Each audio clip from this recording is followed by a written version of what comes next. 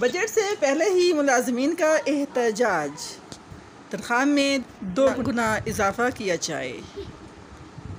Islamabad secretariat पास सड़कें block. Budget से पहले ही मुलाजमीन का एहतजाज, तनख्वाहों में 2 गुना इजाफा किया जाए।